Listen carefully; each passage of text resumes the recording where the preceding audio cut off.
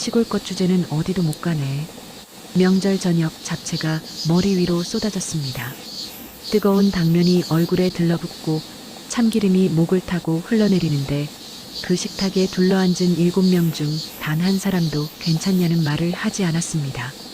아이들은 킥킥 웃었고 시누이는 고개를 돌렸고 남편은 오히려 소리를 질렀습니다. 새벽 5시부터 혼자 부엌에 서서 이 가족의 밥상을 차려온 며느리에게 이 집이 돌려준 건 머리 위에 쏟아진 잡채 한 그릇뿐이었습니다. 그날 밤 경란은 참기름 냄새가 배인 머리카락을 움켜쥔 채 소리 없이 울었습니다. 하지만 이 이야기에서 진짜 충격적인 건 잡채가 아닙니다.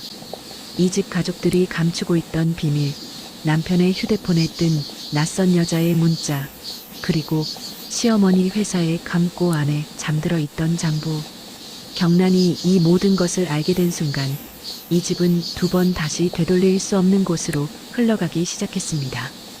5년을 참았던 며느리가 마침내 입을 열었을 때 무너진 건 과연 누구였을까요? 이 이야기가 어디서부터 시작되었는지를 알려면 그날 아침으로 돌아가야 합니다. 온 가족이 잠든 새벽 5시 80평 빌라의 넓은 주방에서 혼자 불을 켜난 여자가 있었습니다. 명절 새벽 온 가족이 잠든 시간에 가장 먼저 눈을 뜬 사람은 경란이었습니다.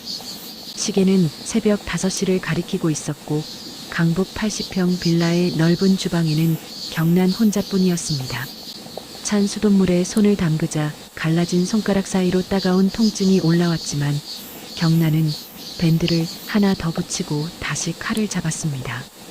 도마 위에는 아직 손질하지 못한 채소가 산더미처럼 쌓여 있었고 가스레인지 위에서는 기름이 치직거리며 전이 익어가고 있었습니다. 냉장고 문에 붙어있는 메모지에는 시어머니 신정자의 또렷한 글씨로 이렇게 적혀 있었습니다. 손님 7시, 잡채 넉넉히. 경란은 그 메모를 힐끗 보고는 한숨을 삼키며 다시 칼질을 이어갔습니다. 거실에서는 텔레비전 소리가 흘러나오고 있었습니다. 시어머니 신정자가 소파에 깊숙이 기대앉아 명절 특집 프로그램을 보고 있었죠. 화면을 향한 시선은 미동도 없었지만 입은 쉬지 않았습니다. 경란아, 시금치 나물은 다 했어? 고사리도 미리 불려놔야지. 경란이 앞치마를 2손으로 훔치며 거실 쪽으로 대답했습니다. 네, 어머님. 지금 하고 있습니다. 그 옆 소파에는 남편 김윤수가 길게 누워 휴대폰 화면만 들여다보고 있었습니다. 경란이 주방과 거실을 몇 번이나 오가는 동안에도 윤수는 고개조차 돌리지 않았습니다. 가끔 코웃음 섞인 웃음을 흘릴 뿐 아내가 새벽부터 땀을 흘리며 일하고 있다는 사실에는 아무런 관심이 없어 보였습니다. 현관에서 초인종이 울렸습니다. 경란이 젖은 손을 앞치마에 닦으며 달려가 문을 열자 현관 바닥에는 이미 고급 백화점 쇼핑백 3개가 가지런히 놓여 있었습니다. 첫째 며느리 정수님이 보낸 명절 선물이었죠.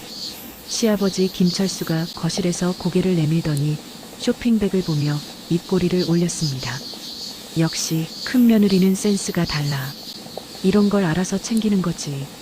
경란은 아무 말 없이 쇼핑백을 안쪽으로 옮겨놓고 다시 주방으로 돌아갔습니다. 차례상에 올릴 과일을 꺼내 하나하나 닦으며 접시 위에 올리는데 문득 냉장고 옆에 세워둔 액자가 눈에 들어왔습니다. 경란의 친정 아버지 사진이었습니다. 오래전 가져와 이 주방 구석에 두었지만 이 집에서 그 사진에 관심을 가지는 사람은 아무도 없었습니다. 경란은 잠깐 손을 멈추고 아버지의 얼굴을 바라보았습니다. 아버지가 요즘 기침이 심하다는 이야기를 지난달에 들었는데 제대로 전화 한번 드리지 못했습니다. 휴대폰을 꺼내 메시지함을 열어보았지만 친정에서 온 연락은 2달 전이 마지막이었습니다. 경란은 화면을 오래 들여다보다가 조용히 휴대폰을 끄고 주머니에 넣었습니다. 신정자의 목소리가 또 주방까지 날아왔습니다. 나물간이 좀 싱거운 것 같은데 더 묻혀. 손님 오기 전에 다 끝내놔야지. 경란은 고개를 끄덕이며 다시 양념장을 만들기 시작했습니다. 설거지통에는 이미 아침부터 쓴 그릇들이 쌓여 있었고 싱크대 위에는 아직 손대지 못한 잡채 재료가 봉지째 놓여 있었습니다. 경란은 설거지 물을 받아 한쪽에 불려두고 다른 손으로는 전을 뒤집었습니다. 두 가지 일을 동시에 하면서도 몸은 이미 익숙한 듯 기계적으로 움직였습니다. 윤수가 소파에서 몸을 일으키며 시계를 한번 쳐다보더니 무심하게 한마디를 던졌습니다. 늦지 않게 해. 그 한마디가 경란의 등에 꽂혔지만 경란은 대답 대신 전을 접시에 옮겨 담았습니다. 기름 냄새가 머리카락 끝까지 배어들었고 손끝은 뜨거운 기름에 데어 벌겋게 달아올라 있었습니다. 하지만 이 넓은 집안에서 그 손을 걱정해주는 사람은 단 한 명도 없었습니다. 차례 준비가 거의 끝나갈 무렵 경란은 잠깐 주방 창가에 서서 바깥을 내다보았습니다. 명절이라 거리는 한산했고 어딘가에서 아이들의 웃음소리가 바람에 실려왔습니다. 경란은 창문에 손을 대고 작게 중얼거렸습니다. 오늘만 넘기자. 오늘만 참으면 돼. 이 말을 경란은 결혼한 뒤로 명절마다 되뇌어 왔습니다. 5년째 같은 말이었습니다. 그리고 매번 그 말대로 참고 넘기고 또 참아왔습니다. 하지만 이날 경란은 아직 알지 못했습니다.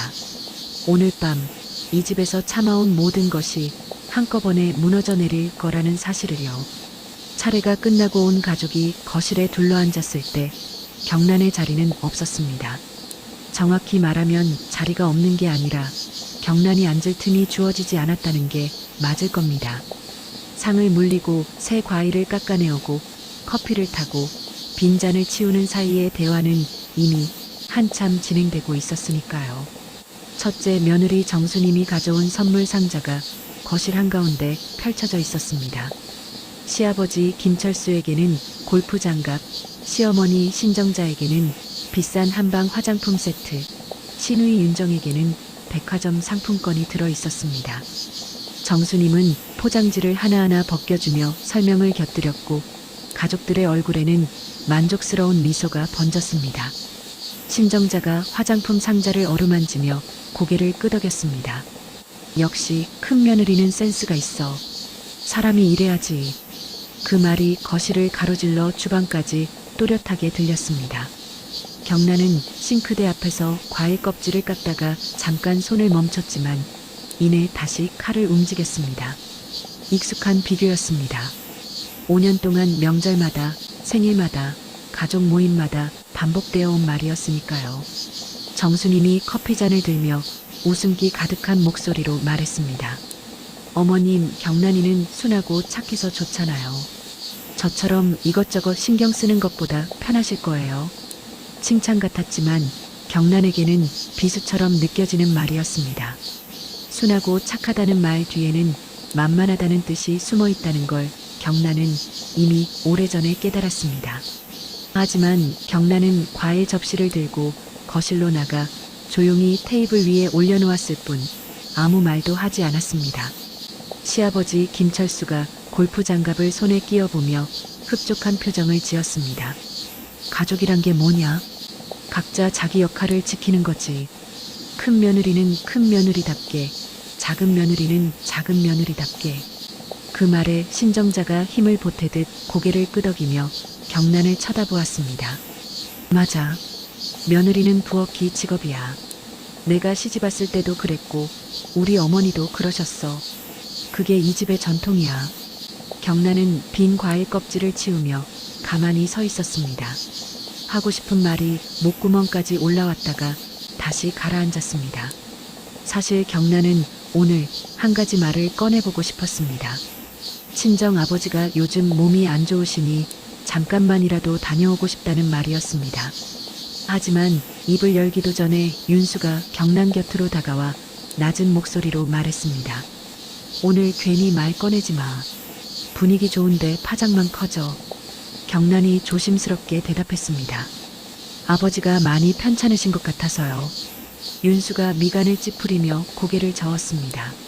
내 친정일은 내가 알아서 하라고.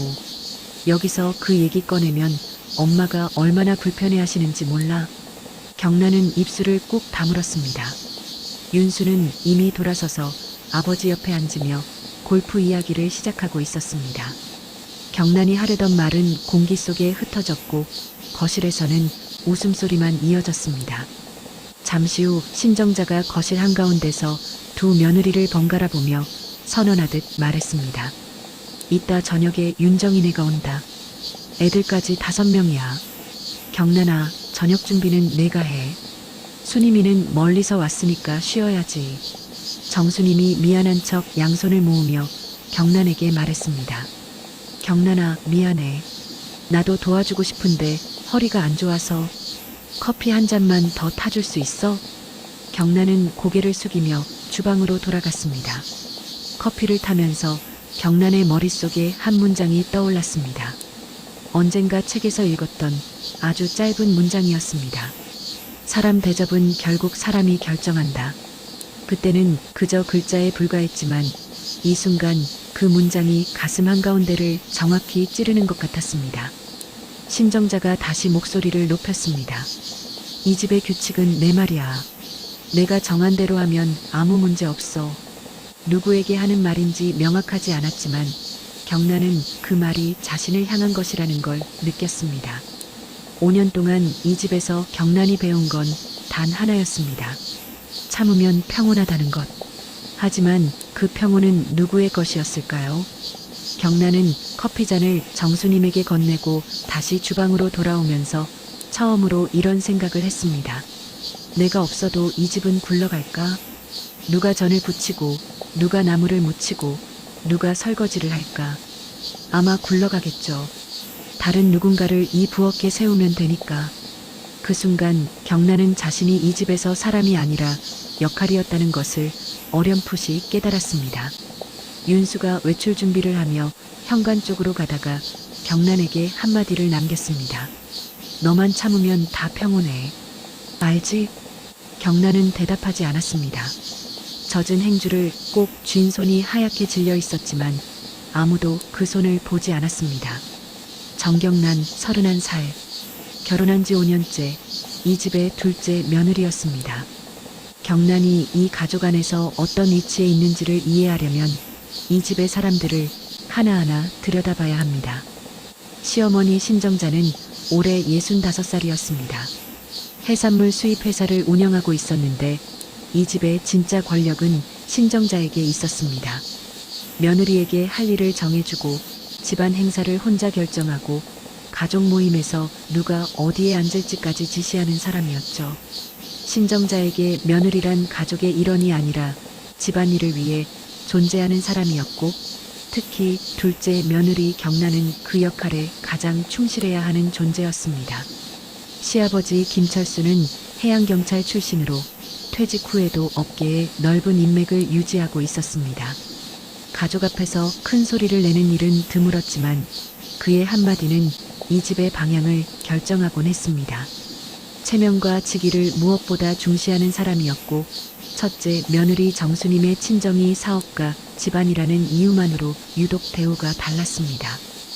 반면 경란의 친정은 시골에서 농사를 짓는 소박한 가정이었기에 김철수의 관심받기였습니다. 남편 김윤수는 34살이었습니다. 겉으로는 무난한 회사원이었지만 가정 안에서의 윤수는 무관심과 회피 그 자체였습니다. 경란이 힘들다고 말하면 참아라고 했고 시어머니가 경란에게 무리한 요구를 해도 한 번도 아내 편에 선 적이 없었습니다. 오히려 엄마 말 좀 들어라며 경란을 압박하는 쪽이었죠. 최근 들어 야근이 부쩍 잦아졌고 주말에도 외출이 늘었습니다. 경란은 그 변화를 느끼고 있었지만 아직은 의심이라고 부르기엔 이른 단계였습니다. 첫째 며느리 정수님은 신정자가 가장 아끼는 사람이었습니다. 친정이 수산물 유통회사를 운영하고 있어서 시어머니의 사업과도 밀접하게 연결되어 있었죠. 정수님은 명절마다 비싼 선물을 챙기고 신정자 앞에서 항상 밝은 표정을 유지했습니다. 시어머니에게 센스 있는 며느리로 인정받는 비결은 간단했습니다. 돈과 체면, 이 두 가지를 완벽하게 관리하는 것이었죠. 시누이 김윤정은 결혼해서 따로 살고 있었지만 명절이면 어김없이 아이 셋을 데리고 찾아왔습니다. 문제는 윤정이 올 때마다 경란의 노동량이 2배로 늘어난다는 것이었습니다. 윤정은 음식에 불만을 달고 살았고 아이들은 집안을 뛰어다니며 어지럽혔습니다. 하지만 뒷정리는 언제나 경란의 몫이었죠. 이 가족 안에서 경란의 일상은 매년 똑같이 반복되었습니다. 명절이면 새벽부터 일어나 혼자 음식을 준비하고 차례가 끝나면 상을 치우고 손님이 오면 다시 상을 차리고 모두가 잠들면 혼자 설거지를 했습니다. 이 집의 명절은 경란에게 휴일이 아니라 가장 고된 노동일이었습니다. 그런데 이상한 점이 하나 있었습니다. 경란이 이 모든 일을 해내는 동안 이 집의 누구도 고맙다는 말을 하지 않았다는 것입니다. 친정자는 더하라고 지시했고 김철수는 관심이 없었고 윤수는 당연하다는 듯 소파에 누워 있었습니다. 정수님은 센스로 인정을 받고 경란은 노동으로도 인정을 받지 못했습니다. 같은 며느리였지만 대우는 하늘과 땅 차이였습니다. 강북 80평 빌라는 넓었지만 따뜻하지 않았습니다. 거실은 번듯하게 꾸며져 있었고 현관에는 신발장 위로 골프 트로피가 줄지어 서 있었습니다. 냉장고에는 항상 고급 과일이 채워져 있었고 벽에는 가족 사진이 크게 걸려 있었습니다. 하지만 그 사진 속에서도 경란은 구석에 서 있었고 중심에는 언제나 신정자와 정수님이 자리하고 있었습니다. 주말이면 이 집 가족들은 골프를 치러 나갔습니다. 김철수와 윤수, 때로는 정수님까지 합류해서 하루 종일 골프장에서 시간을 보냈죠. 경란은 골프를 칠 줄 몰랐고 배워본 적도 없었습니다.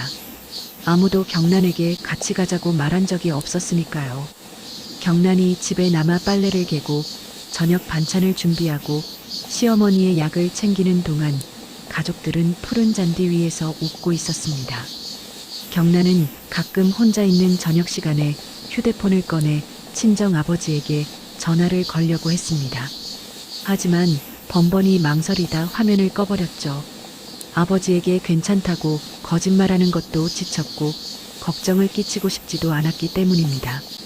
친정 아버지는 올해 들어 부쩍 기침이 잦아졌고 통화할 때마다 목소리에 힘이 없었습니다.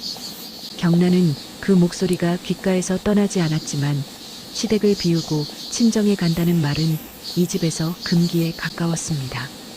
오늘도 해는 저물어가고 있었고 시누이 윤정이 곧 도착한다는 연락이 왔습니다. 경란은 앞치마를 다시 메고 주방으로 들어섰습니다. 잡채 재료를 꺼내며 당면을 삶을 물을 올리는데 가슴 한쪽에서 알 수 없는 불안이 차올랐습니다. 무슨 일이 일어날 것 같은 그런 이상한 느낌이었습니다. 하지만 경란은 그 불안을 애써 무시하고 다시 손을 움직였습니다. 오늘 밤이 지나면 또 내일이 오고 내일이 지나면 일상이 돌아올 거라고 믿으며 이때까지만 해도 경란은 몰랐습니다. 오늘 밤이 자신의 인생을 송두리째 바꿔놓을 거라는 사실을요. 저녁 7시가 넘자 현관문이 벌컥 열렸습니다. 시누이 윤정이 아이 셋을 데리고 들어왔고 그 뒤로 윤정의 남편까지 따라 들어오면서 현관은 순식간에 신발과 외투로 뒤덮였습니다. 아이들은 들어오자마자 거실로 달려가 소파 위를 뛰어다녔고 윤정은 외투를 벗으며 주방 쪽을 힐끗 보았습니다. 밥 됐어? 애들이 차에서부터 배고프다고 난리였거든. 경란은 이미 2시간 전부터 저녁 준비를 하고 있었습니다. 잡채, 불고기, 나물 3가지, 전, 그리고 아이들이 먹을 볶음밥까지 혼자서 5명분의 저녁상을 차리느라 손이 쉴 틈이 없었습니다. 등에는 땀이 흘러내렸고 아침부터 이어진 노동으로 다리가 무거웠지만 경란은 서둘러 상을 차렸습니다. 가족들이 식탁에 둘러앉았습니다. 아이들이 젓가락으로 접시를 두드리며 장난을 쳤고 윤정은 음식을 하나하나 살피며 입맛을 다졌습니다. 경란은 마지막으로 잡채 그릇을 들고 식탁으로 향했습니다. 큰 유리 그릇에 당면과 채소가 가득 담겨 있었고 참기름 냄새가 은은하게 퍼졌습니다. 윤정이 나물 한 젓가락을 입에 넣더니 미간을 찌푸렸습니다. 이거 좀 짜지 않아? 시금치 나물인데 간이 이래? 경란이 조심스럽게 대답했습니다. 죄송해요, 언니. 간을 좀 세게 했나 봐요. 윤정은 대답도 듣지 않은 듯 이번에는 전을 집어들었습니다. 한 입 베어 물더니 다시 접시 위에 내려놓으며 혀를 찼습니다. 전도 눅눅하네. 기름을 얼마나 넣은 거야.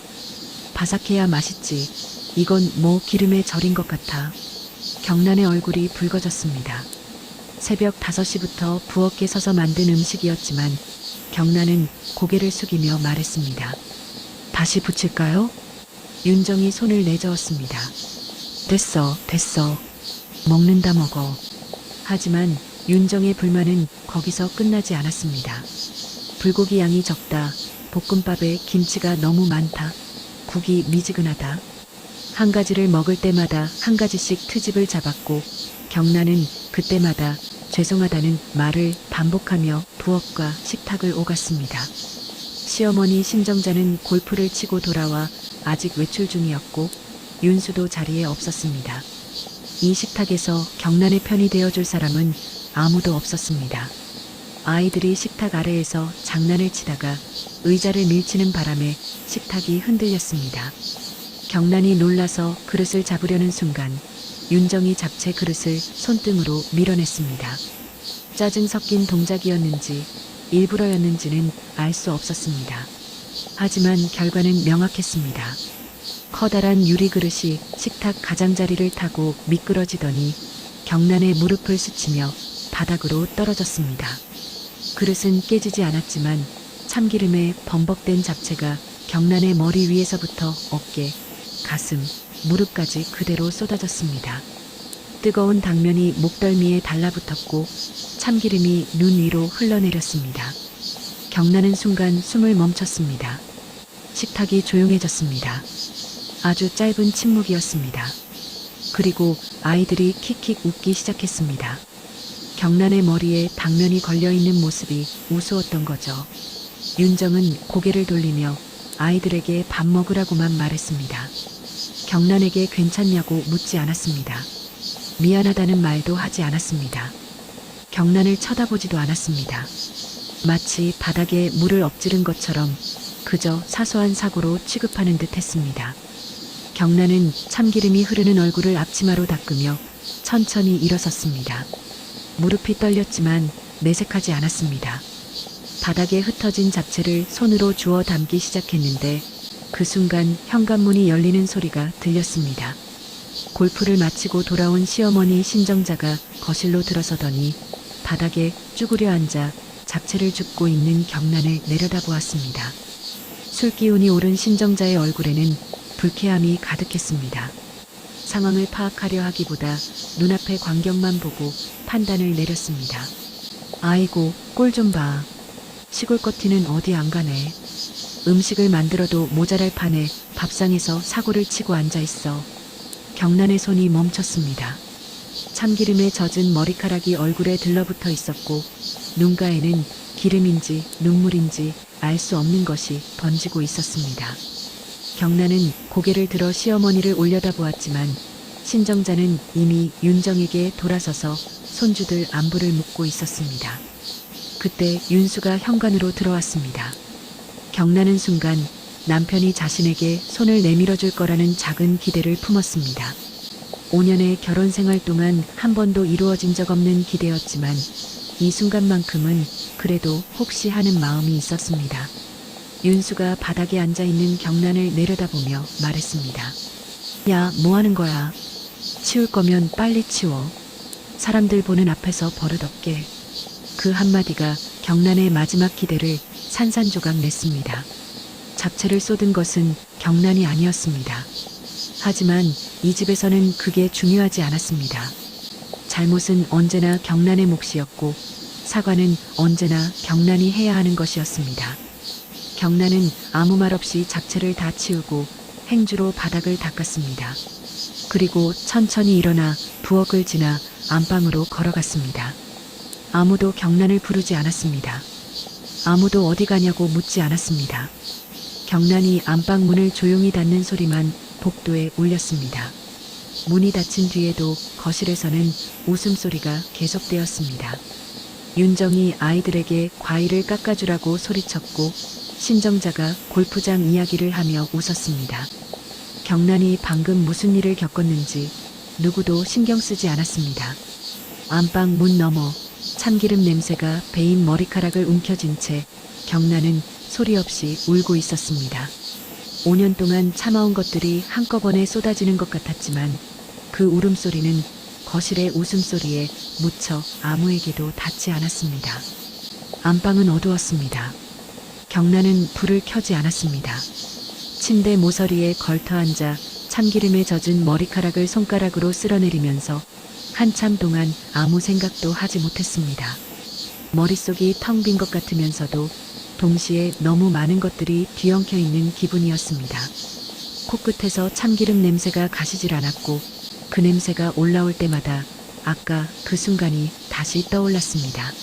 쏟아지는 잡채, 킥킥대는 아이들, 모른 척 고개를 돌린 윤정, 시골 것이라고 말한 시어머니, 그리고 버릇없다고 말한 남편. 그 장면들이 눈을 감아도 사라지지 않았습니다. 경란은 가만히 이불을 끌어당겨 무릎 위에 올렸습니다. 지금 이 방문을 열고 나가면 어떻게 될까 잠깐 생각했습니다. 나가면 또 설거지를 하라는 소리를 듣겠죠. 윤정네 아이들이 흘린 과자 부스러기를 쓸어야 할 것이고 시어머니의 약을 챙겨야 할 것입니다. 경란이 아무리 울어도 이 집의 일은 멈추지 않으니까요. 그렇다면 지금 이 집을 나가면 어떻게 될까요? 경란은 그 생각이 떠오르자 심장이 빠르게 뛰기 시작했습니다. 나가면 어디로 가야 하죠? 당장 갈 곳이 없었습니다. 친정에 전화해서 간다고 말할 수도 있었지만 아버지는 몸이 안 좋으시고 걱정만 끼칠 것 같았습니다. 통장에 남은 돈은 얼마 되지 않았고 이 도시에서 경란이 기댈 수 있는 사람은 아무도 없었습니다. 그 순간 친정 아버지의 얼굴이 떠올랐습니다. 지난달 통화할 때 아버지는 기침을 하면서도 나는 괜찮다. 너나 잘 먹어라라고 하셨습니다. 경란은 그 목소리가 점점 약해지고 있다는 걸 느꼈지만 시댁을 비우고 친정에 가겠다는 말을 꺼낼 수 없었습니다. 오늘 아침에도 그 말을 하려다가 윤수에게 막혔죠. 지금 이 순간 아버지가 혹시 경란의 전화를 기다리고 계시진 않을까 하는 생각이 가슴을 짓눌렀습니다. 경란은 주머니에서 휴대폰을 꺼냈습니다. 화면을 켜자 알림이 몇 개 떠 있었지만 친정에서 온 연락은 없었습니다. 아버지의 번호를 누를까 말까 한참을 망설이다가 이 시간에 전화하면 놀라실 것 같아서 다시 화면을 껐습니다. 어두운 방 안에서 꺼진 휴대폰 화면이 거울처럼 경란의 얼굴을 비추었습니다. 기름에 얼룩진 얼굴, 부은 눈, 갈라진 입술. 그 얼굴이 낯설었습니다. 5년이었습니다. 결혼하고 5년 동안 경란은 이 집에서 참고 또 참아왔습니다. 참으면 가족이 되는 줄 알았고 견디면 사랑받을 수 있을 거라고 믿었습니다. 그런데 오늘 잡채가 머리 위로 쏟아지는 그 순간에도 아무도 경란에게 괜찮냐고 묻지 않았습니다. 그 사실이 잡채보다 더 뜨겁게 가슴을 데웠습니다. 경란은 조용히 자신에게 물었습니다. 5년을 참았는데 더 참으면 뭐가 남을까? 10년을 참으면 이 사람들이 달라질까? 20년을 참으면 이 부엌에서 벗어날 수 있을까? 대답은 이미 알고 있었습니다. 아무것도 달라지지 않을 거라는 걸요. 나를 감싸준 사람이 단 한 명도 없었습니다. 결혼식 날 함께 서겠다고 약속한 남편도 새 가족이 되어준다고 했던 시부모도 아무도 경란의 편이 아니었습니다. 이 집에서 경란은 사람이 아니라 도구였고 며느리가 아니라 하인이었습니다. 이혼이라는 단어가 처음으로 머릿속을 스쳤습니다. 하지만 그 단어는 너무 무겁고 두려워서 경란은 황급히 밀어냈습니다. 아직은 아니라고, 아직은 생각할 때가 아니라고 스스로를 달랬습니다. 복도에서 발소리가 들리더니 윤수의 목소리가 문 밖에서 울렸습니다. 야, 자는 거야? 내일 아침에 윤정이네 뒷정리해놔. 엄마가 그러시는데 과일도 다시 사와야 된대. 경란은 대답하지 않았습니다. 이불을 끌어올려 이까지 덮고 천장을 올려다보았습니다. 어둠 속에서 천장의 모서리가 희미하게 보였고 거실에서 들려오는 웃음소리가 점점 멀어지는 것 같았습니다. 새벽이 다가오고 있었습니다. 경란은 잠이 오지 않았습니다. 문득 전화가 올 것 같은 불안이 가슴 안쪽에서 커져가고 있었습니다. 무슨 전화인지는 알 수 없었지만 무언가 좋지 않은 소식이 이 밤 안에 찾아올 것 같은 예감이 몸을 짓눌렀습니다. 경란은 휴대폰을 가슴 위에 올려두고 눈을 감았습니다. 그래도 친정에 가야 한다는 생각이 어둠 속에서 조금씩, 아주 조금씩 또렷해지고 있었습니다. 아직은 결심이라고 부를 수 없었지만 참는 것만으로는 아무것도 지킬 수 없다는 사실을 경란의 몸이 먼저 알아차리고 있었습니다. 밤은 깊어지고 있었고 이 집은 여전히 조용했습니다. 하지만 경란은 알 수 없는 떨림 속에서 새벽을 기다리고 있었습니다. 그리고 그 새벽은 경란이 두려워했던 것보다 훨씬 더 잔인한 모습으로 찾아올 예정이었습니다. 새벽 4시 경란의 가슴 위에 올려둔 휴대폰이 울렸습니다. 진동이 심장 바로 위에서 울리는 바람에 경란은 숨이 턱 막히며 잠에서 깨어났습니다. 화면에 뜬 번호는 저장되어 있지 않은 번호였지만 지역 번호를 보는 순간 경란의 손이 떨리기 시작했습니다. 고향 번호였습니다.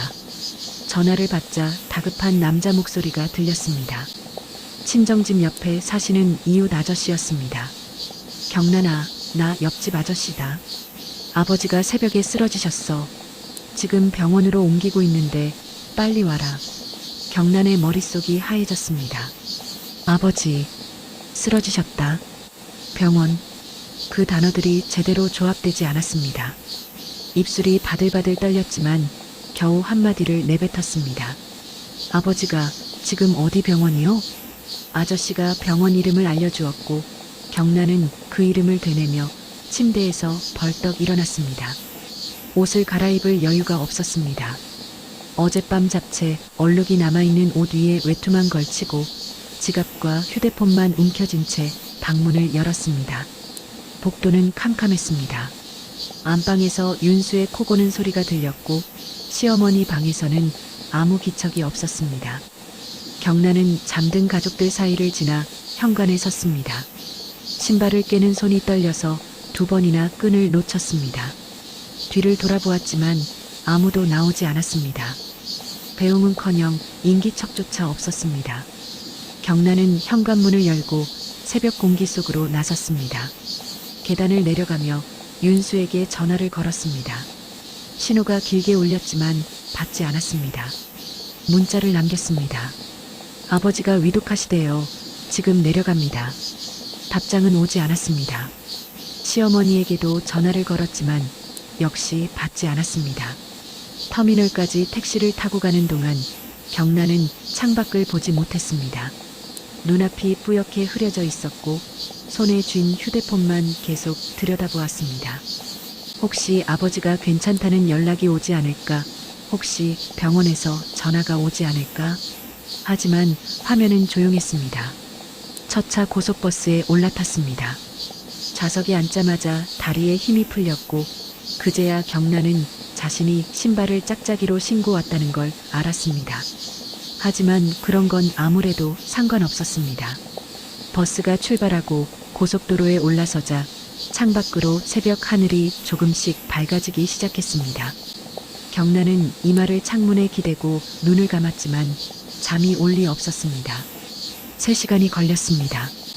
버스에서 내려 택시를 잡아타고 병원에 도착했을 때는 아침 8시가 넘어 있었습니다. 응급실 접수대에서 아버지 이름을 대자 간호사가 경란을 중환자실 앞으로 안내했습니다.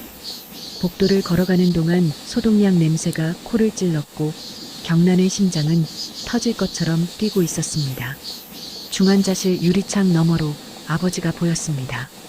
작고 마른 몸에 산소호흡기가 씌워져 있었고 팔에는 수액줄이 2개나 꽂혀 있었습니다. 심장 모니터의 선이 느리게 오르내리고 있었고 아버지의 눈은 감겨 있었습니다.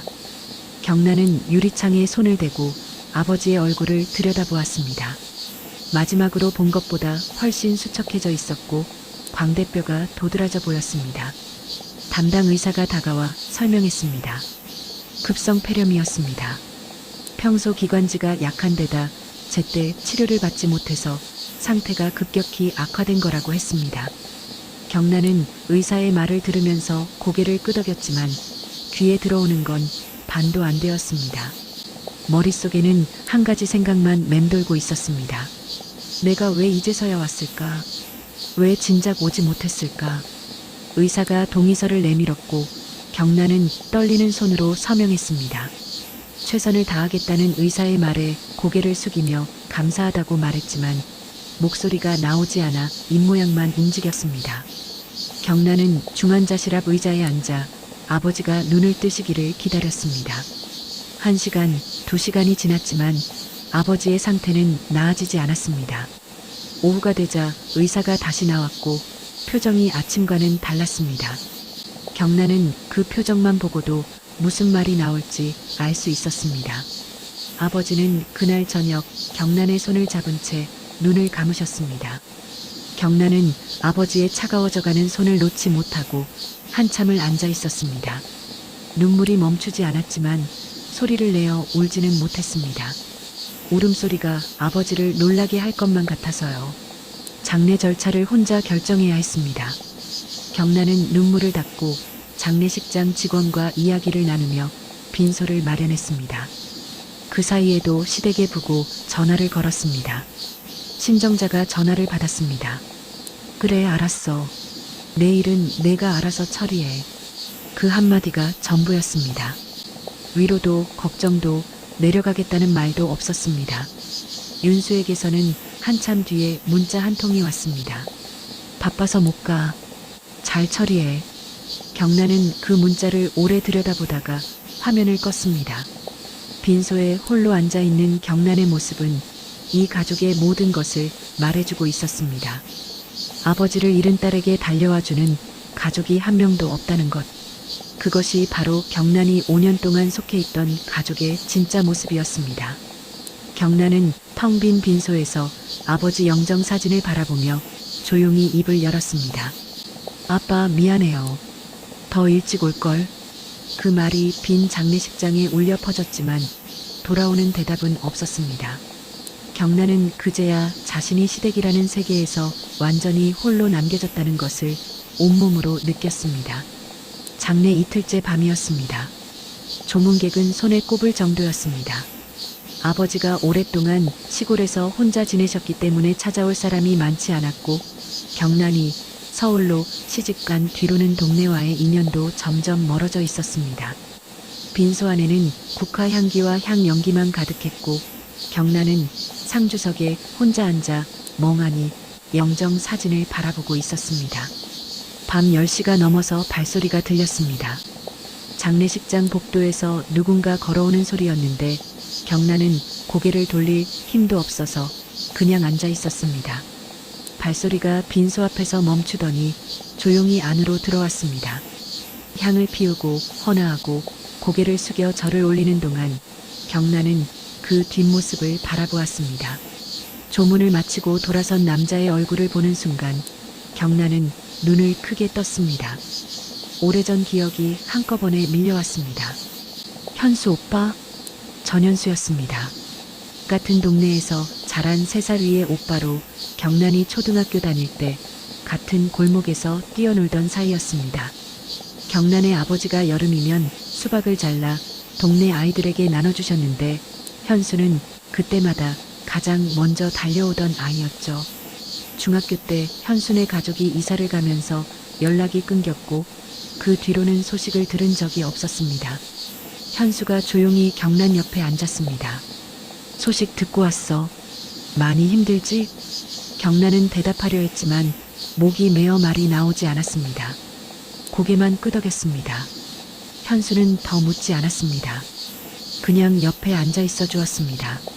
뭐라도 말해야 할 것 같은 어색한 침묵이 아니라 말하지 않아도 괜찮은 편안한 침묵이었습니다. 얼마나 지났을까요? 경란이 먼저 입을 열었습니다. 오빠, 여기 어떻게 알고 온 거예요? 이장 아저씨한테 들었어. 마침 고향에 내려와 있었거든. 현수가 설명했습니다.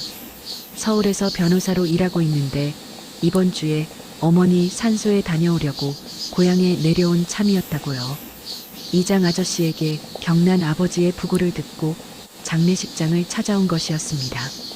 경란은 고개를 숙이며 말했습니다. 와줘서 고마워요. 아무도 안 와서 사실 좀 힘들었어요. 현수가 잠깐 경란의 얼굴을 살피더니 조심스럽게 물었습니다. 남편분이나 시댁 쪽은? 경란은 입술을 꾹 다물었다가 작은 목소리로 말했습니다. 바쁘대요. 그 한마디에 담긴 의미를 현수는 바로 알아차린 듯 했습니다. 더 캐묻지 않았고 고개만 천천히 끄덕였습니다. 그리고 상의 주머니에서 명함을 하나 꺼내 경란 앞에 조용히 내밀었습니다. 나 변호사야. 뭐든 필요한 거 있으면 연락해. 아무 때나 괜찮아. 경란은 명함을 받아들었습니다. 흰 바탕에 검은 글씨로 전현수 변호사라고 적혀 있었고 법률사무소 주소와 전화번호가 깔끔하게 인쇄되어 있었습니다. 경란은 그 명함을 한참 들여다보다가 지갑 안쪽 깊숙한 곳에 넣었습니다. 지금 당장은 쓸 일이 없다고 생각했지만 손이 저절로 그 명함을 소중히 다루고 있었습니다. 장례 기간 사흘 동안 현수는 매일 찾아왔습니다. 거창한 도움이 아니었습니다. 빈소에 필요한 생수와 종이컵을 사다 놓고 조물록을 정리하고 장례식장 직원에게 확인할 것들을 대신 물어봐 주었습니다. 경란이 밥을 먹지 못하고 있으면 근처 식당에서 죽을 사다가 아무 말 없이 상주석 옆에 놓아두었습니다. 셋째 날 밤이었습니다. 발인을 앞두고 경란이 빈소를 정리하다가 문득 주저앉았습니다. 체력이 바닥난 것이기도 했지만 서울에서 연락 한 통 없는 시댁에 대한 허탈함이 밀려왔기 때문이었습니다. 경란이 나직이 중얼거렸습니다. 결혼하고 5년 동안 명절마다 혼자 부엌에 있었어요. 아버지가 편찮으셔도 못 왔고요. 그런데 아버지가 돌아가신 날에도 아무도 안 왔어요. 현수가 경란의 말을 끝까지 들은 뒤에 조용하지만 단호한 목소리로 말했습니다. 경란아, 그건 정상이 아니야. 그 한마디가 경란의 가슴을 관통했습니다. 5년 동안 당연하다고, 참으면 된다고, 이게 결혼이라고 믿어왔던 모든 것이 흔들리는 순간이었습니다. 정상이 아니라는 말. 경란은 이 말을 시댁에서 단 한 번도 들어본 적이 없었습니다. 오히려 모든 것이 정상이고 내가 부족한 거라는 말만 들어왔으니까요. 현수가 이어서 말했습니다. 사람에게는 자기를 지킬 권리가 있어. 법적으로도 인간으로서도. 지금 당장이 아니더라도 내가 어떤 선택을 할 수 있는지 알아두는 건 나쁘지 않아. 경란은 권리, 선택, 법적이라는 단어들을 처음 접하는 것 같았습니다. 시댁에서는 의무와 참음과 역할이라는 단어만 존재했으니까요. 현수가 꺼낸 단어들은 경란에게 다른 세계의 언어처럼 들렸지만 동시에 어딘가에서 빛이 들어오는 것 같은 느낌이었습니다. 발인이 끝나고 화장을 마친 뒤 경란은 아버지의 유품을 정리했습니다. 친정집 안방 장롱 깊숙한 곳에서 낡은 서류 봉투 하나가 나왔습니다. 봉투 안에는 토지대장과 등기권리증이 들어 있었습니다. 아버지가 평생 지켜온 논의 서류였습니다. 경란은 그 서류를 손에 쥐고 한참 동안 바라보았습니다. 이건 아버지가 남긴 마지막이에요. 현수가 서류를 살펴보더니 신중한 목소리로 말했습니다. 상속 절차는 꼭 정리해두는 게 좋아. 나중에 복잡해질 수 있으니까. 경란은 고개를 끄덕이며 서류 봉투를 가방 안에 넣었습니다. 이 서류가 앞으로 경란의 인생을 어떻게 바꿀지 이때는 아직 알지 못했습니다. 장례를 마치고 경란은 텅 빈 친정집 마루에 앉아 서울로 돌아갈지 이 고향에 남을지를 생각했습니다. 서울로 돌아가면 다시 그 부엌에 서야 하고 다시 잡채를 만들고 다시 참아야 합니다. 하지만 여기 남으면 당장 어떻게 살아야 할지 막막했습니다. 경란은 아버지 사진을 한참 바라보다가 조용히 일어섰습니다. 지갑 속에 넣어둔 현수의 명함이 손끝에 닿았습니다. 이 작은 종이 한 장이 경란에게는 처음으로 생긴 내 편의 증거 같았습니다. 아직은 아무것도 결정하지 못했지만 경란은 더 이상 완전히 혼자가 아닐 수도 있다는 가능성을 처음으로 느끼고 있었습니다. 경란이 서울로 돌아온 날 시댁은 아무 일도 없었다는 듯 조용했습니다. 현관에 들어서자 시어머니 신정자가 거실 소파에 앉아 텔레비전을 보고 있었고 경란을 힐끗 보더니 한마디를 던졌습니다. 왔어? 빨래가 밀렸으니까 내일까지 다 해놔. 위로도 안부도 장례는 잘 마쳤느냐는 말도 없었습니다. 경란의 아버지가 돌아가셨다는 사실이 이 집에서는 빨래가 밀린 것보다 덜 중요한 일이었습니다. 경란은 캐리어를 끌고 안방으로 들어가 문을 닫았습니다. 하지만 이전의 경란과 달라진 것이 하나 있었습니다. 경란은 더 이상 울지 않았습니다. 울음 대신 눈이 달라져 있었습니다. 장례식장에서 현수가 했던 말이 경란의 머릿속에 단단하게 자리 잡고 있었기 때문입니다. 그건 정상이 아니야.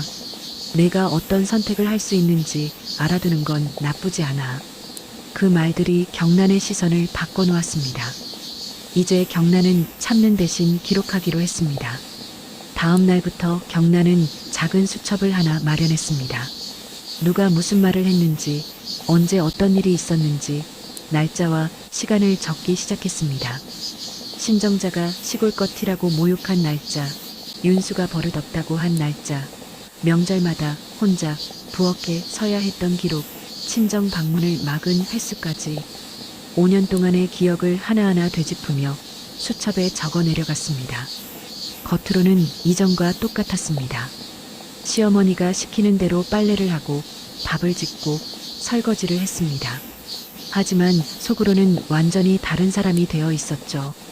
경란은 이 집의 일상을 견디는 게 아니라 관찰하기 시작한 것입니다. 그리고 얼마 지나지 않아 경란의 눈에 이상한 것이 잡히기 시작했습니다. 남편 윤수의 행동이었습니다. 야근이라며 밤늦게 들어오는 날이 부쩍 잦아졌고 주말에도 갑자기 외출하는 일이 반복되었습니다. 예전에는 소파에 누워 휴대폰만 보던 사람이 요즘은 집에 있는 시간 자체가 줄어든 것이죠. 경란은 그 변화를 조용히 지켜보았습니다. 결정적인 순간은 동네 언니의 한마디에서 시작되었습니다. 마트에서 우연히 마주친 같은 아파트 단지 언니가 경란에게 말했습니다. 경란아, 지난주에 강남 카페에서 윤수 씨 봤어. 젊은 여자랑 둘이 앉아있던데 동생이야? 경란은 웃으며 아, 회사 사람일 거예요 하고 넘겼지만 집에 돌아와서 가슴이 쿵쿵 뛰었습니다. 윤수에게 여자 형제는 시누이 윤정뿐이었고 윤정은 경란이 아는 한 강남 카페에 갈 사람이 아니었습니다. 며칠 뒤 윤수가 샤워를 하러 들어간 사이에 거실 테이블 위에 놓인 휴대폰이 울렸습니다. 경란은 그 전화를 받을 생각은 없었지만 화면에 뜬 알림이 시야에 들어왔습니다. 메시지 미리 보기에 짧은 문장이 떠 있었습니다. 오빠 보고 싶어. 발신자 이름은 한세라였습니다. 경란의 손이 멈췄습니다. 심장이 빠르게 뛰었지만 이번에는 슬픔이 아니라 차가운 확신이 밀려왔습니다. 5년 동안 경란의 편에 단 한 번도 서지 않았던 남편이 다른 여자에게는 오빠라고 불리고 있었습니다. 경란은 떨리는 손으로 휴대폰 화면을 사진 찍어 자신의 휴대폰에 저장했습니다. 그날 밤 윤수가 잠든 뒤 경란은 수첩을 꺼내 날짜와 시간 그리고 한세라라는 이름을 적었습니다. 그리고 그 아래에 윤수의 최근 외출 패턴을 정리했습니다. 화요일 야근, 목요일 야근, 토요일 오후 외출. 패턴이 보였습니다. 일주일에 3번은 집을 비우고 있었고 그때마다 휴대폰을 들고 화장실에 들어가 통화를 했습니다. 경란은 윤수를 미행하거나 추궁하지 않았습니다. 대신 패턴을 기록하고 증거가 될 만한 것들을 조용히 모았습니다. 윤수가 외출할 때 입는 옷에서 나는 낯선 향수 냄새, 갑자기 늘어난 카드 사용 문자, 주말마다 달라지는 핑계. 이 모든 것을 경란은 날짜별로 수첩에 적어나갔습니다. 어느 날 저녁 경란은 윤수에게 직접 물어보았습니다. 최대한 담담한 목소리로요. 요즘 야근이 많네요. 회사에 무슨 일 있어요? 윤수가 소파에서 고개를 돌리며 짜증 섞인 표정을 지었습니다. 갑자기 왜? 뭘 뒤졌어? 경란이 고개를 저었습니다. 아니요, 그냥 물어본 거예요. 쓸데없는 거 신경 쓰지 마. 회사 일은 내가 알아서 해. 윤수의 반응은 방어적이었고 그 방어적인 태도 자체가 경란에게는 또 하나의 증거가 되었습니다. 경란은 더 이상 묻지 않았습니다. 대신 그날의 대화 내용과 윤수의 반응을 수첩에 기록했습니다. 일주일이 지나고 경란은 현수에게 조심스럽게 메시지를 보냈습니다. 한 가지 여쭤볼 게 있는데요. 현수가 바로 답장을 보내왔고 경란은 상황을 간략하게 설명했습니다. 현수의 답은 간결하고 명확했습니다. 증거가 중요해. 문자, 사진, 날짜, 시간을 빠짐없이 정리해. 감정적으로 대응하면 불리해질 수 있어. 지금은 조용히 그리고 꼼꼼하게. 경란은 현수의 조언대로 움직였습니다. 감정을 접어두고 절차를 우선으로 생각했습니다. 합의이혼이라는 단어를 인터넷에서 검색해 보았고 재산분할과 위자료에 대해 하나하나 공부했습니다. 시어머니 앞에서 이혼이라는 단어를 꺼내기 위한 타이밍도 계산했습니다. 지금은 아니었습니다. 아직 증거가 더 필요했고 준비가 완벽해야 했습니다. 매일 밤 가족이 잠든 뒤 경란은 수첩을 꺼내 그날의 기록을 정리했습니다. 한 페이지, 두 페이지, 수첩이 점점 채워져 갔습니다. 누군가에게 들키면 안 되는 비밀 같았지만 경란에게 이 수첩은 자신을 지키기 위한 유일한 무기였습니다. 경란은 더 이상 잡채 냄새에 울지 않았습니다. 대신 펜을 들고 있었습니다. 5년 동안 참기만 했던 손이 이제는 증거를 모으는 손으로 바뀌어 있었습니다. 그리고 그 손이 기록한 것들이 머지않아 이 집의 모든 것을 뒤흔들게 될 거라는 사실을 이 집의 누구도 예상하지 못하고 있었습니다. 증거를 모으기 시작한 지 한 달이 지났을 때 경란은 윤수에게 직접 물었습니다. 이번에는 지난번처럼 돌려서 묻지 않았습니다. 저녁을 먹고 난 뒤 거실에 둘만 남았을 때 경란이 먼저 입을 열었습니다. 한세라 씨, 누구예요? 윤수의 젓가락이 멈췄습니다. 눈동자가 흔들렸지만 금방 표정을 고쳐 잡으며 경란을 쏘아보았습니다. 갑자기 무슨 소리야? 휴대폰에 온 문자 봤어요. 오빠 보고 싶다고. 윤수가 자리에서 벌떡 일어났습니다. 얼굴이 벌겋게 달아올랐고 목소리가 높아졌습니다. 내 폰을 뒤졌어? 미쳤어? 경란은 고개를 들어 윤수를 똑바로 바라보았습니다. 예전 같았으면 고개를 숙이고 죄송하다고 말했을 겁니다. 하지만 이제는 달랐습니다. 경란의 눈에는 두려움 대신 차분한 결심이 담겨 있었습니다. 뒤진 게 아니에요. 화면에 떠 있었어요. 그리고 나는 다 알고 있어요. 윤수가 한참 동안 경란을 노려보다가 결국 소파에 주저앉으며 한숨을 내쉬었습니다. 그리고 놀랍게도 변명 대신 인정을 했습니다. 그래, 만나는 사람 있어. 클럽에서 만났고 석 달 됐어. 그 말을 듣는 순간 경란은 이상한 감정을 느꼈습니다. 분노나 슬픔이 아니었습니다. 오히려 무거운 짐을 내려놓은 것 같은 해방감이었죠. 5년 동안 의심하면서도 확인하지 못했던 것, 참으면서도 속으로는 알고 있었던 것이 마침내 수면 위로 올라온 것이니까요. 경란이 담담한 목소리로 말했습니다. 이혼해요. 윤수가 눈을 크게 떴습니다. 경란의 입에서 이혼이라는 단어가 나올 거라고는 예상하지 못한 표정이었습니다. 하지만 경란은 흔들리지 않았습니다. 합의 이혼으로 하고 싶어요. 서류 준비해 주세요. 윤수는 처음에는 머뭇거렸지만 곧 자신에게도 유리한 계산을 한 듯 했습니다. 새 여자와의 관계를 정리하지 않아도 되니까요. 윤수가 고개를 끄덕이며 말했습니다. 그래, 빨리 정리하자. 서로 깔끔하게. 며칠 뒤 서류가 준비되었고 윤수는 별다른 조건 없이 도장을 찍었습니다. 경란에게 줄 것이 없다고 생각했기 때문이겠죠. 결혼 기간 동안 경란 명의의 재산은 없었고 시댁의 재산은 애초에 경란과 무관했으니까요. 윤수는 이혼이 자신에게 손해가 아니라고 판단한 것입니다. 이혼 서류를 들고 나오는 날 시어머니 신정자가 현관에서 경란을 가로막았습니다. 팔짱을 끼고 경란을 위아래로 훑어보며 콧방귀를 뀌었습니다. 나가봐야 빈털털이야. 내가 뭐가 있다고. 시골에서 올라와서 먹여주고 재워줬더니 은혜도 모르고 나가겠다고.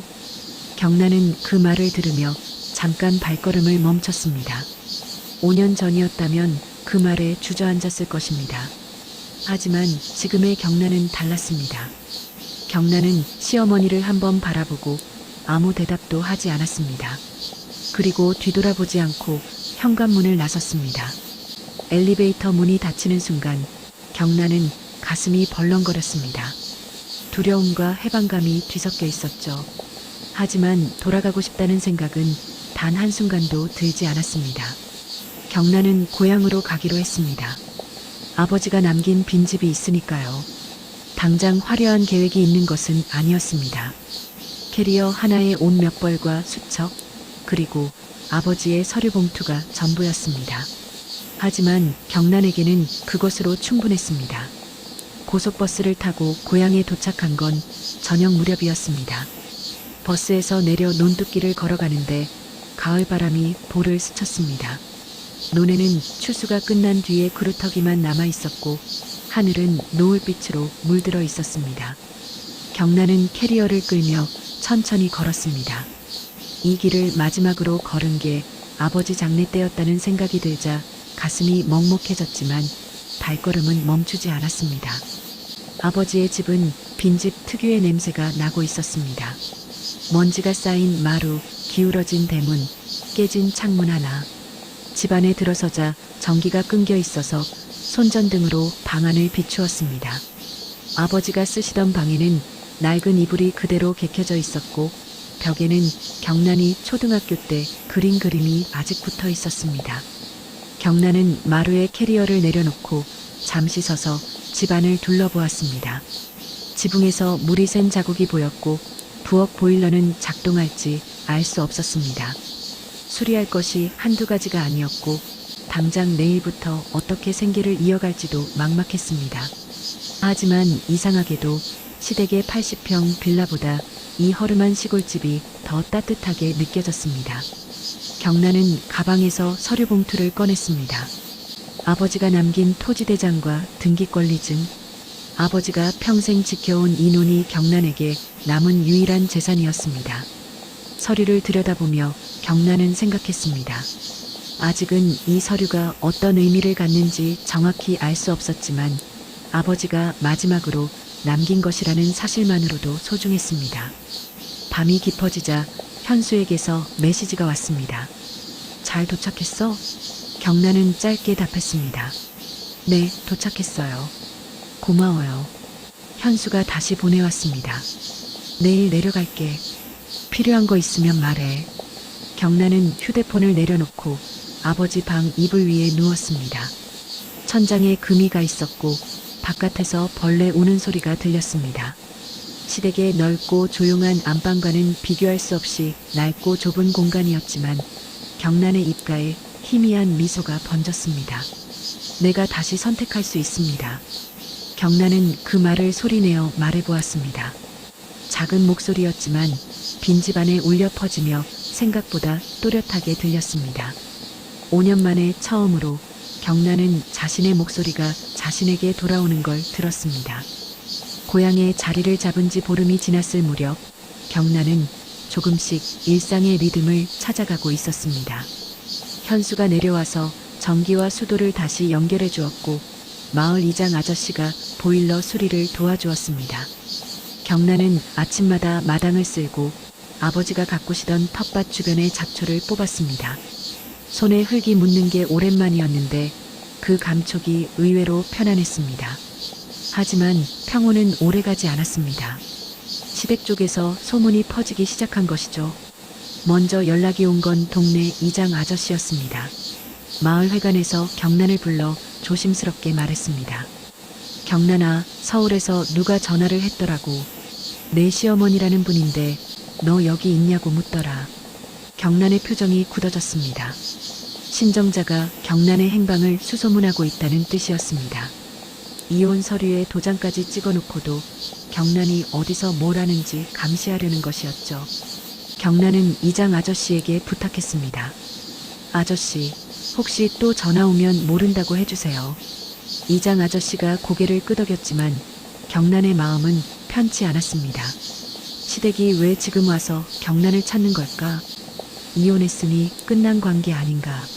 그 의문은 오래지 않아 풀렸습니다. 어느 날 저녁 뉴스를 보고 있던 경란의 눈이 화면에 고정되었습니다. 정부에서 새 고속도로 노선을 발표했다는 보도였습니다. 화면에 지도가 떠올랐고 경란은 무심코 그 지도를 따라가다가 손이 멈췄습니다. 고속도로 노선이 경란의 고향 마을을 관통하고 있었습니다. 정확히 말하면 아버지가 남긴 논 한가운데를 지나가고 있었던 것이죠. 경란은 벌떡 일어나 서류 봉투를 꺼냈습니다. 토지대장을 펼치고 뉴스에서 본 지도와 대조해 보았습니다. 틀림없었습니다. 아버지의 논이 고속도로 예정 부지에 포함되어 있었습니다. 이것은 곧 보상금이 나온다는 뜻이었습니다. 경란의 심장이 빠르게 뛰기 시작했지만 동시에 불안도 밀려왔습니다. 이 소식이 시댁 귀에 들어가면 어떻게 될까? 경란은 현수에게 바로 연락했습니다. 현수가 토지 관련 법률을 확인해 주었고 상속 등기가 경란 명의로 제대로 이전되어 있는지 점검했습니다. 다행히 장례 직후 현수의 조언대로 상속 절차를 밟아두었기 때문에 토지는 경란의 이름으로 등기되어 있었습니다. 현수가 말했습니다. 감정평가 절차가 시작되면 서류를 빠짐없이 준비해야 해. 보상금 규모가 상당할 수 있어. 경란은 고개를 끄덕이며 서류를 정리하기 시작했습니다. 행정기관에 문의하고 필요한 서류 목록을 확인하고 하나하나 챙겨나갔습니다. 경란에게는 생전 처음 해보는 일이었지만 더 이상 누군가 대신 해주기를 기다리지 않았습니다. 하지만 경란이 우려했던 대로 시댁 쪽에서도 움직임이 시작되었습니다. 고속도로 노선 발표는 뉴스를 통해 전국에 알려졌고 시댁에서도 경란의 고향 땅을 기억하고 있었던 것이죠. 윤수에게서 차단해둔 번호로 문자가 왔습니다. 경란은 문자를 열어보지 않았지만 알림 미리 보기에 한 문장이 떠 있었습니다. 한번 만나자, 할 얘기가 있어. 경란은 그 알림을 지우고 번호를 다시 차단했습니다. 신정자도 가만히 있지 않았습니다. 마을에 아는 사람을 통해 경란의 땅이 보상 대상인지 확인하려 했고 심지어 경란에게 직접 전화를 시도했습니다. 경란은 모르는 번호의 전화를 일절 받지 않았습니다. 그 무렵 시댁 내부에서도 이상한 기류가 흐르고 있었습니다. 신정자가 운영하는 해산물 수입 회사의 거래처가 갑자기 줄었다는 이야기가 들렸고 시아버지 김철수가 예전 직장 동료들과의 모임을 피하기 시작했다는 소문도 있었습니다. 현수가 그 이야기를 듣고 의미심장하게 말했습니다. 그 회사 예전부터 좀 이상한 소문이 있었어. 지금은 확실하지 않지만 나중에 뭔가 터질 수도 있어.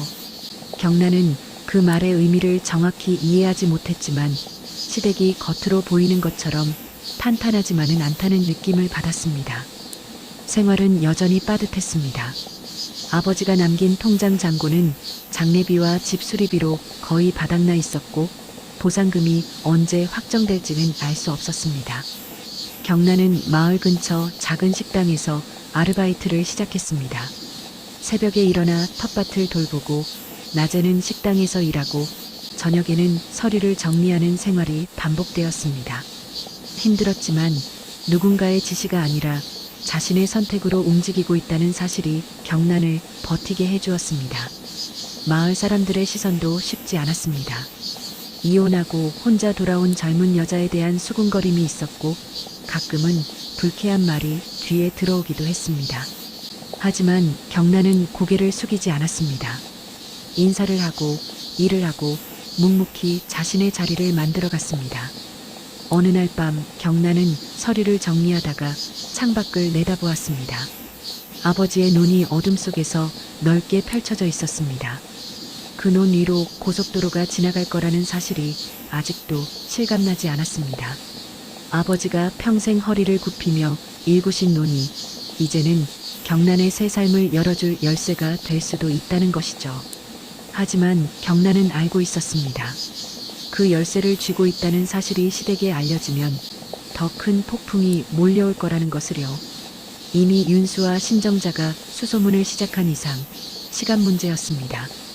경란은 현수의 조언대로 모든 서류의 사본을 만들어 별도로 보관하고 주소 노출을 최소화하며 방어 태세를 갖추었습니다.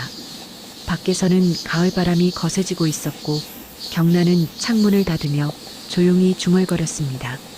아직 끝나지 않았습니다. 시댁의 그림자는 여전히 경란을 향해 조여오고 있었고 보상금이라는 빛이 확정되기 전까지 경란은 이 어둠 속에서 버텨야 했습니다. 감정평가 결과가 예상보다 늦어지고 있었습니다.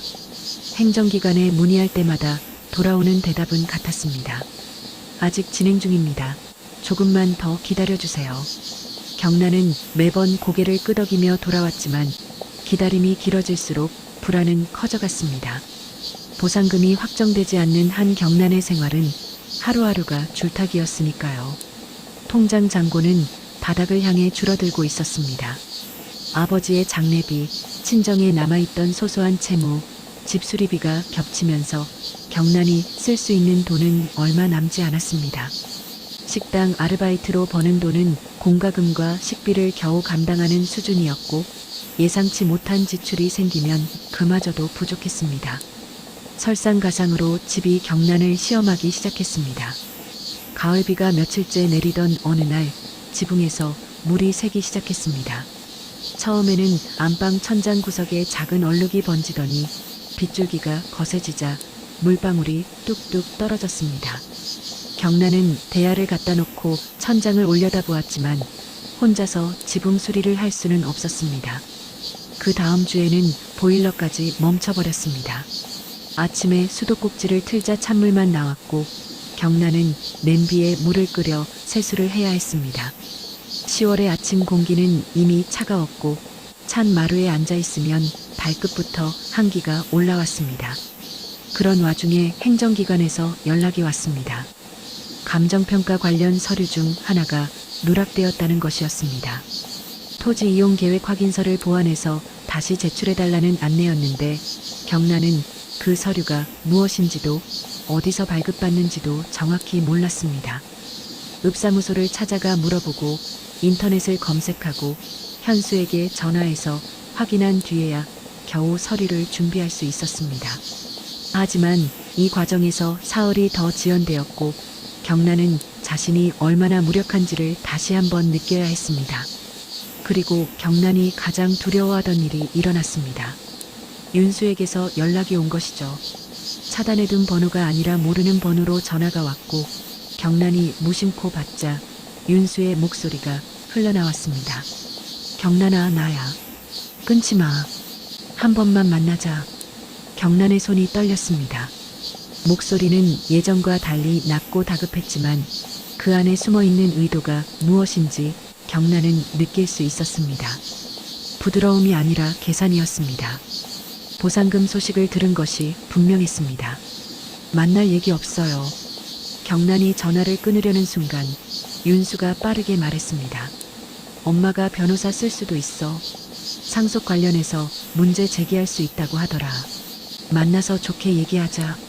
그 말은 협박이었습니다.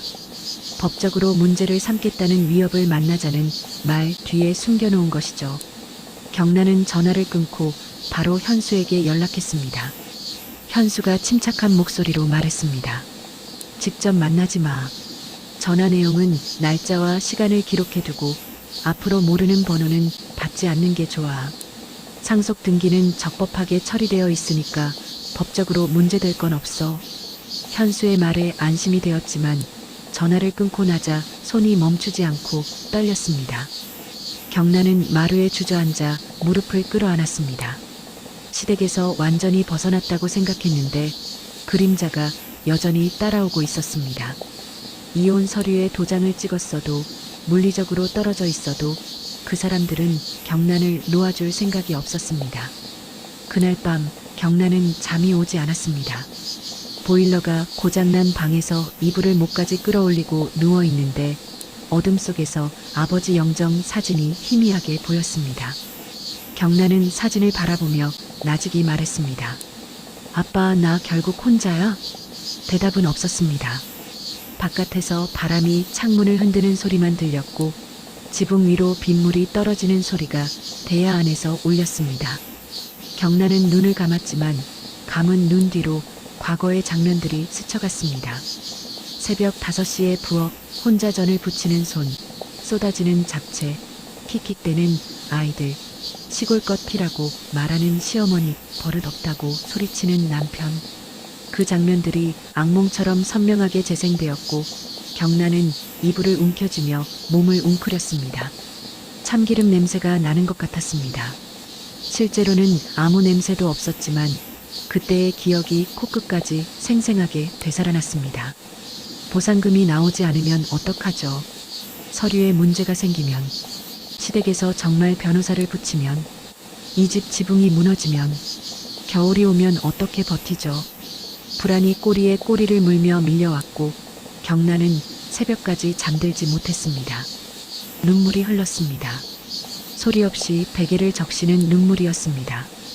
5년 동안 시댁에서 울었던 것과는 다른 종류의 울음이었죠. 시댁에서는 억울해서 울었지만 지금은 무서워서 울고 있었습니다. 혼자라는 사실이, 기댈 곳이 없다는 현실이, 내일이 보이지 않는다는 공포가 경란을 짓누르고 있었습니다. 하지만 경란은 그 밤을 버텼습니다. 새벽에 울다 지쳐 잠이 들었고 아침 햇살이 창문으로 비쳐들었을 때 눈을 떴습니다. 부은 눈으로 방 안을 둘러보다가 침대 옆에 놓인 서류 봉투가 눈에 들어왔습니다. 아버지가 남긴 마지막 것. 경란은 그 봉투를 손에 쥐었습니다. 낡은 종이의 질감이 손바닥에 전해졌고 그 감촉이 경란에게 한 가지를 떠올리게 했습니다. 아버지가 평생 이 눈을 지키며 버티셨듯이 경란도 버텨야 한다는 것을요. 경란은 세수를 하고 옷을 갈아입었습니다. 그리고 서류 봉투를 가방에 넣고 현관문을 나섰습니다. 행정기관에 다시 가야 했습니다. 누락된 서류를 보완해서 제출해야 했고 보상금 일정을 다시 확인해야 했습니다. 다리가 무거웠지만 경란은 한 발씩 걸었습니다. 어젯밤의 공포가 완전히 사라진 것은 아니었지만 아침이 오면 다시 움직일 수 있다는 것을 경란은 이 밤을 통해 배웠습니다. 무너진 밤 이후 경란은 자신에게 한 가지 질문을 던졌습니다. 내가 잘못 살아온 건가? 시댁에서 5년 동안 참고 견딘 것이 잘못이었을까? 아니면 참지 않았어야 했던 걸까? 이 질문은 쉽게 답이 나오지 않았습니다. 참으면 가족이 된다고 믿었던 마음, 견디면 사랑받을 수 있을 거라고 기대했던 마음, 그 모든 것이 헛된 것이었다는 사실을 받아들이는 건 생각보다 훨씬 고통스러운 일이었습니다. 경란은 며칠 동안 집안에만 있었습니다. 식당 아르바이트에도 나가지 못했고 밥도 제대로 먹지 못했습니다. 마루에 앉아 멍하니 마당을 바라보다가 해가 지면 방으로 들어가 이불을 뒤집어 쓰는 날이 반복되었습니다. 현수에게도 연락을 하지 않았습니다. 괜히 내일에 휘말리게 하는 건 아닌지, 나 때문에 위험해지면 어쩌나 하는 생각이 들었기 때문이죠. 사흘째 되던 날 현수에게서 메시지가 왔습니다. 경란아, 괜찮아? 연락이 없어서.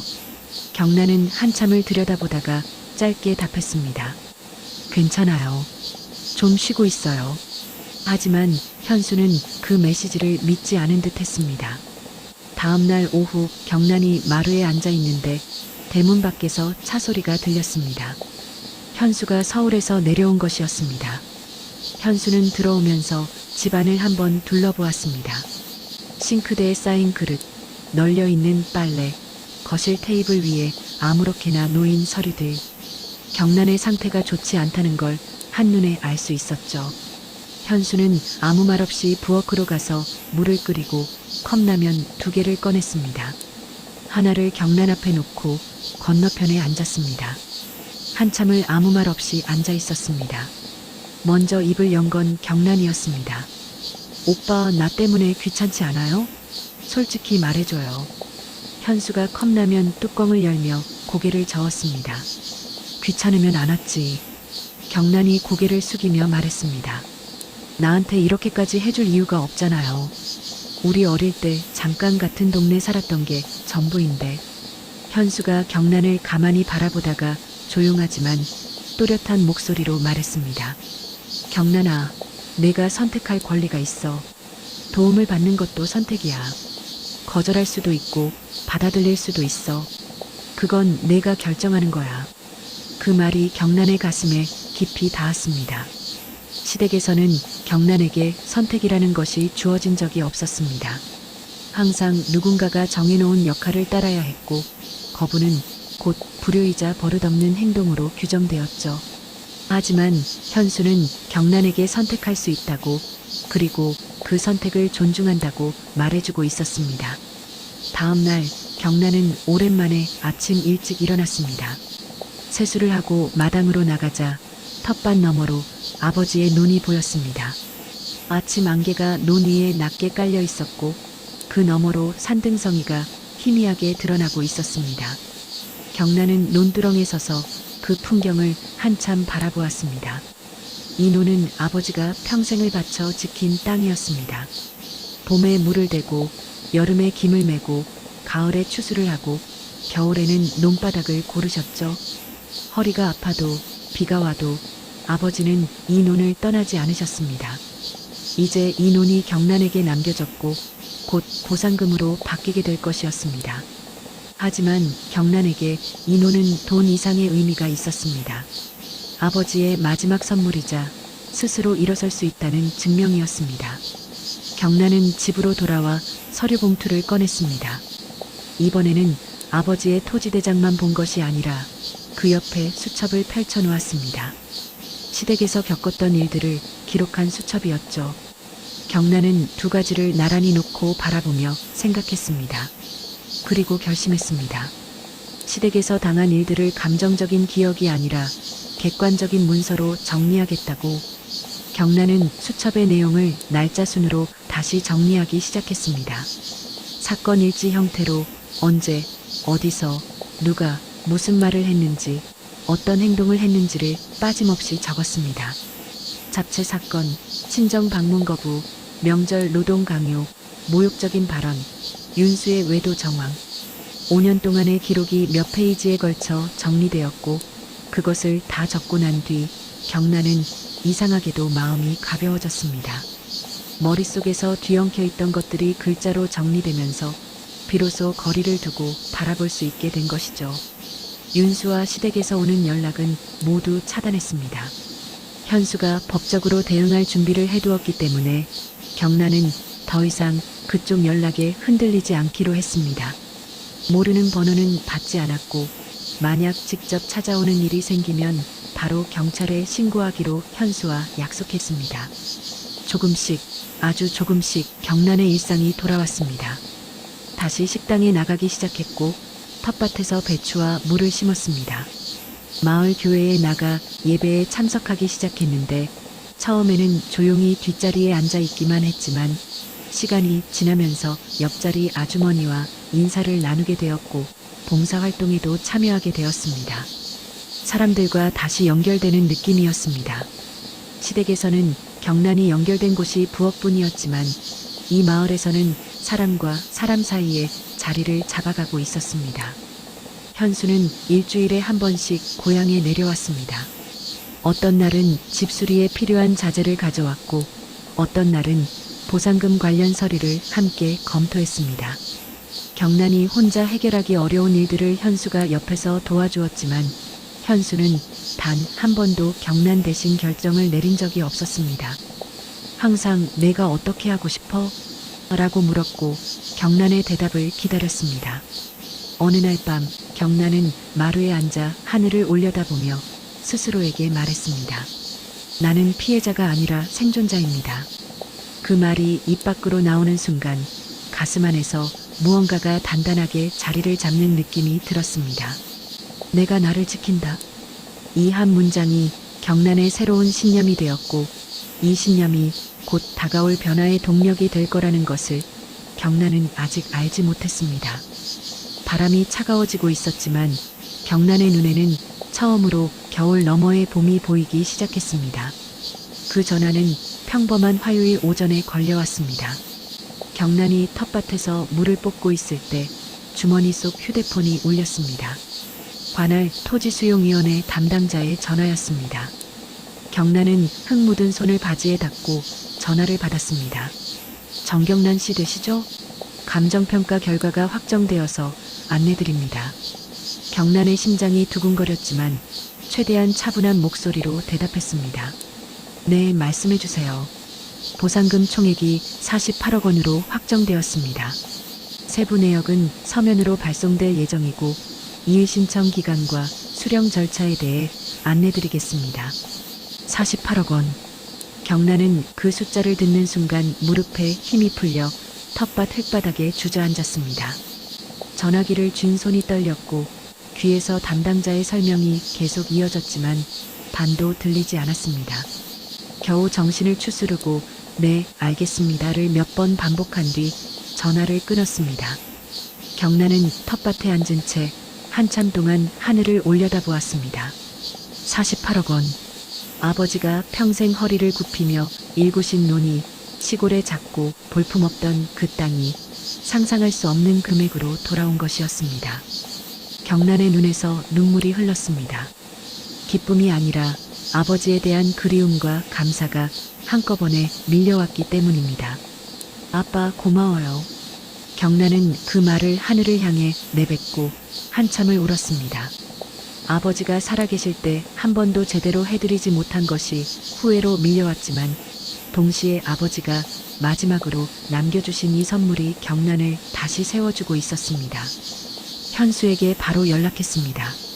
현수가 전화를 받자마자 경란의 목소리가 떨리는 것을 알아차렸습니다. 경란아, 무슨 일이야? 보상금 확정됐어요. 48억이래요. 잠깐의 침묵이 있었습니다. 현수가 말했습니다. 잘됐다. 수고했어, 경란아. 그 짧은 한마디가 경란에게는 세상에서 가장 따뜻한 축하였습니다. 현수는 이어서 보상금 수령 절차와 세금, 자산 관리에 대해 차근차근 설명해 주었습니다. 경란은 메모를 하며 하나하나 기록했습니다. 보상금 일부가 입금된 날, 경란은 가장 먼저 집 수리를 시작했습니다. 지붕을 고치고 보일러를 새 것으로 교체하고 깨진 창문을 갈았습니다. 오래된 부엌을 정리하고 마당에 작은 화단을 만들었습니다. 시댁의 80평 빌라에 비하면 보잘것없는 시골집이었지만 경란은 이 집의 구석구석을 자신의 손으로 고쳐나가는 것이 좋았습니다. 남이 시켜서가 아니라 내가 원해서 하는 일이었으니까요. 현수와의 관계도 자연스럽게 가까워지고 있었습니다. 보상금 관련 업무로 만남이 잦아졌고 서류 이야기가 끝나면 마당에 나란히 앉아 차를 마시며 이야기를 나누었습니다. 어릴 때 이 동네에서 뛰어놀던 이야기, 현수가 서울에서 변호사가 되기까지의 이야기, 경란이 결혼 전에 꿈꿨던 것들, 시댁에서는 한 번도 꺼내지 못했던 이야기들이 현수 앞에서는 편안하게 흘러나왔습니다. 재혼에 대한 이야기가 처음 나온 것도 그 무렵이었습니다. 아직 구체적인 약속은 아니었지만 서로가 서로에게 필요한 사람이라는 것을 둘 다 느끼고 있었습니다. 경란은 보상금을 무턱대고 쓰지 않았습니다. 현수의 조언을 받아 안정적인 예금과 투자로 분산했고 생활비는 최소한으로 유지했습니다. 아버지가 평생 아끼고 아끼며 지킨 것이 하루아침에 사라지면 안 된다는 생각이었죠. 경란은 이 돈을 소비가 아니라 관리의 대상으로 바라보았습니다. 하지만 세상에 비밀은 없었습니다. 보상금 소식이 시댁에 알려지는 건 시간 문제였고 실제로 그리 오래 걸리지 않았습니다. 어느 날 저녁 차단해둔 번호가 아닌 새로운 번호로 문자가 왔습니다. 경란아, 윤수야. 번호 바꿨어. 잠깐만 얘기하자. 경란은 그 문자를 읽고 3초도 되지 않아 번호를 차단했습니다. 과거에 대한 미련은 이미 없었고 윤수가 왜 지금 연락하는지 그 이유를 너무나 잘 알고 있었기 때문입니다. 그리고 같은 주에 전혀 예상치 못한 연락이 왔습니다. 낯선 이름이었습니다. 최성일. 경란이 전화를 받자 조심스러운 남자 목소리가 들렸습니다. 정경란 씨 맞으시죠? 저는 최성일이라고 합니다. 시어머니 회사에서 격리팀장으로 일했던 사람입니다. 경란은 긴장했지만 끊지 않고 들었습니다. 할 말이 있어서요. 전화로는 좀 어렵고 직접 만나서 드릴 자료가 있습니다. 경란은 곧바로 현수에게 연락해 상황을 공유했습니다. 현수가 말했습니다. 혼자 가지 마. 내가 같이 갈게. 약속 장소는 고향 근처의 작은 카페였습니다. 경란과 현수가 먼저 도착해 자리에 앉았고 잠시 뒤 최성일이 들어왔습니다. 50대 초반으로 보이는 남자였고 얼굴에 피로가 깊게 배어 있었습니다. 최성일은 자리에 앉자마자 자신의 상황을 설명했습니다.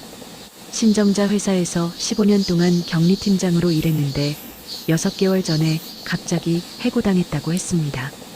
퇴직금도 받지 못했고 회사 측에서는 횡령 혐의를 씌우려 했다고요. 하지만 횡령을 한 건 저가 아닙니다. 제가 15년 동안 관리한 장부에 이상한 거래가 있었는데 그건 위에서 시킨 겁니다. 최성일이 가방에서 서류 뭉치와 USB 하나를 꺼내 테이블 위에 올려놓았습니다. 회계장부 사본, 거래 명세서, 그리고 디지털 파일이었습니다. 경란은 그 서류들을 바라보며 심장이 빠르게 뛰었습니다. 현수가 서류를 천천히 살펴보았습니다.